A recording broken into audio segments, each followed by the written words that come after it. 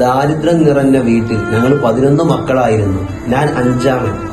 തലശ്ശേരിയിലെ മീൻ മാർക്കറ്റിലെ ഉപ്പയുടെ വരുമാനം കൊണ്ട് കുടുംബം നിന്നു പോകാതെയായപ്പോൾ സ്കൂൾ പഠനത്തിന് പോലും അവസരം കിട്ടാതെ തീപ്പെട്ടി കമ്പനിയിലേക്ക് ജോലിയിലേക്ക് പോയി. പറഞ്ഞു വരുന്നത് വലിയകത്ത് മൂസ എന്ന് പറയുന്ന മലയാളപ്പാട്ടിലൂടെ മാപ്പിളപ്പാട്ടിലൂടെ ജനശ്രദ്ധ നേടിയ എരഞ്ഞോളി മൂസയെക്കുറിച്ചാണ്.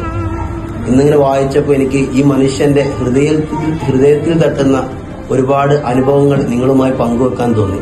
എന്റെ പ്രിയപ്പെട്ടവരെ, അദ്ദേഹം ഇങ്ങനെ പറഞ്ഞു തുടങ്ങുന്നത്, തീപ്പെട്ടി കമ്പനിയിലെ എന്റെ ജോലിയിൽ മാസാവസാനം ഒപ്പിട്ട് ശമ്പളം കൈപ്പറ്റണം.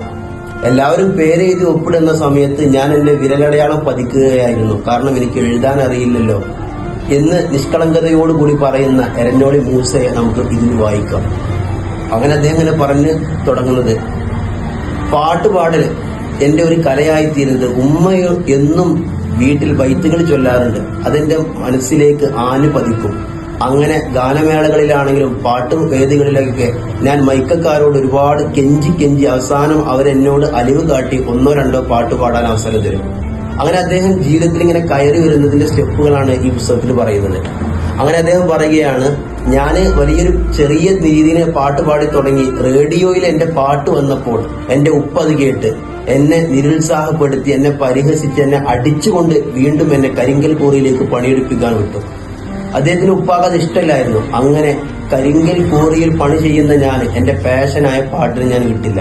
അങ്ങനെ അദ്ദേഹം ഇങ്ങനെ മെച്ചപ്പെട്ട രീതിയിലേക്ക് ഇങ്ങനെ വരികയാണ്. ഗാനമേളകളിൽ എന്റെ പാട്ടിന് വലിയ സ്വീകാര്യത വന്നു.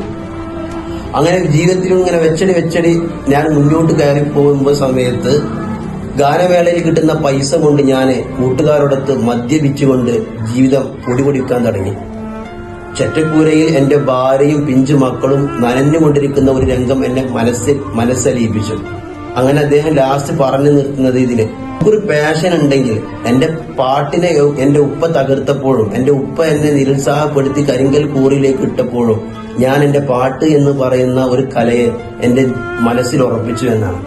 ജീവിതത്തിൽ ഒരു നിരുത്സാഹത്തിന്റെയും പരിഹാസത്തിന്റെയും അവഗണനയുടെയും കൂപ്പയിലേക്ക് കൈകുത്തേണ്ടി വന്നപ്പോഴും എന്റെ മനസ്സിലുള്ള ആഗ്രഹം ഞാൻ പ്രതിഫലിപ്പിക്കാൻ ശ്രമിച്ചത് കൊണ്ടാണ് ഇന്ന് മാപ്പിളപ്പാട്ടിലൂടെയെങ്കിലും എന്നെ ഇത്തിരിയെങ്കിലും ജനങ്ങൾ അറിയപ്പെടുന്ന ഒരു മലയാള പാട്ടുകാരനായി, മാപ്പിളപ്പാട്ടുകാരനായി ജനങ്ങളിലേക്ക് എത്താൻ കഴിഞ്ഞത് എന്ന് ഹൃദ്യമായിക്കൊണ്ട് നിഷ്കളങ്കതയോടുകൂടി പറയുന്ന എരഞ്ഞോളി മൂസയെ നമുക്കിതിൽ വായിക്കാം.